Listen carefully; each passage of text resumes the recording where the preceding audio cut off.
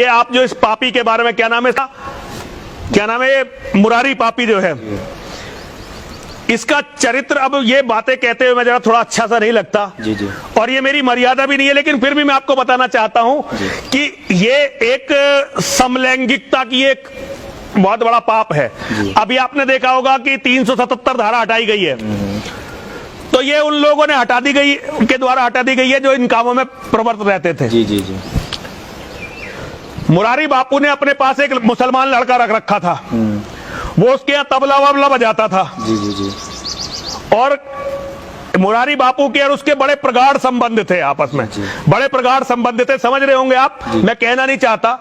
लेकिन उस व्यक्ति ने फिर इसकी लड़की को पटा लिया। अच्छा। और ये कहते हैं कि फिर मुसलमानों से इसके घर की कोई महिला बची नहीं।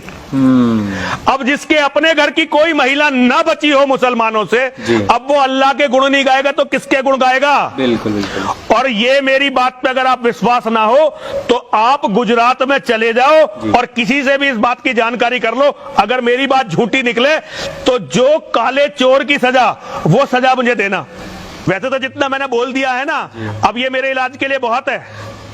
अब बहुत सारे षड्यंत्र होने शुरू हो जाएंगे मेरे खिलाफ, लेकिन खैर कोई बात नहीं, हम तो हमेशा जेलों में ही रहे हैं और चले जाएंगे या मारे जाएंगे।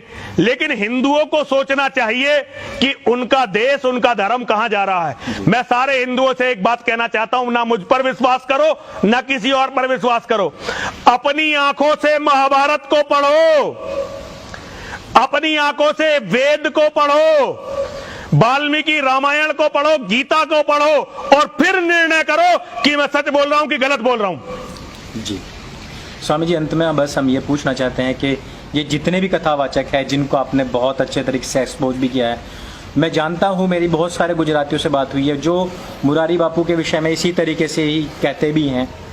डायरेक्ट कहने से बहुत सारे लोग बचते हैं, बहुत सारे लोग सामने नहीं आना चाहते हैं, लेकिन वो कहीं ना कहीं इस बात को स्वीकार करते और कहते हैं, मानते हैं कि मुरारी बापू की जो बेटी है, क्योंकि उसका जो पति है वो एक मुस्लिम है, इस वजह से मुरारी बापू ये चाहते हैं कि उस चीज़ का एक्सपोज होने से पहले मैं अल्लाह अल्लाह, अली अली, मौला मौला सब में बैठा दूं ताकि कल मेरा विरोध ना हो।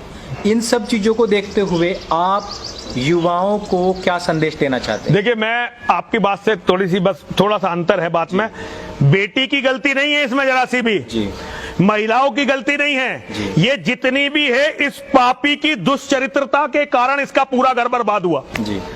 अब ये जब इसकी दोनों, जब ये एक है ना कि भाई जब घेरे में गिर गए तो वहीं विश्राम है। अब ये चाहता है कि सारे हिंदू इसी तरह से बर्बाद हो जाएं। गलती इसकी बेटी की नहीं थी, इसके परिवार की जितनी भी महिलाओं के साथ ये फिर कुकर्म हुआ है वो उनकी गलतियां नहीं थी, गलती सारी की सारी इस मुरारी बापू की ही थी। और जो व्यक्ति अपना घर नहीं बचा सका वो धर्म बचाएगा? बिल्कुल। और बिना, इसने अपनी दुष्चरित्रता के कारण अपनी बेटी को उस नरक में झोंका था। सारी दुनिया जानती है, कोई बोले या ना बोले वो तो एक अलग बात है। मैं नौजवानों से इतना ही कहना चाहता हूं कि अपनी बहनों को, अपनी बेटियों को ऐसे लोगों के चक्कर में पड़कर जिहादियों का चारा न बनने दें। जो कौम या जो लोग अपनी बहन बेटी के मान सम्मान को नहीं बचा पाते, उन्हें भगवान भी नहीं बचाते। अगर अपनी बहन बेटी का मान सम्मान तुम नहीं बचा पाए तो किसी भी तरह से अपने आप को मानव कहलाने के लायक नहीं हो तुम।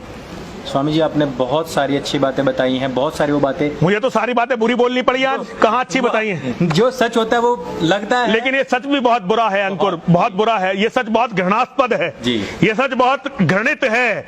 इसको बोलने से पहले मेरी जुबान कांपती है, मैं कहना नहीं चाहता, लेकिन जब अंत हो गया तो बोलना पड़ा। बोलना ही पड़ता है ताकि आने वाली जो पीढ़ी है वो कम से कम समझ जाए, लोग समझें कि अंकुर आर्य था, नरसिंहानंद था, पतन के दौर में भी ये लोग सच बोलते रहे, लोगों को ये पता चले।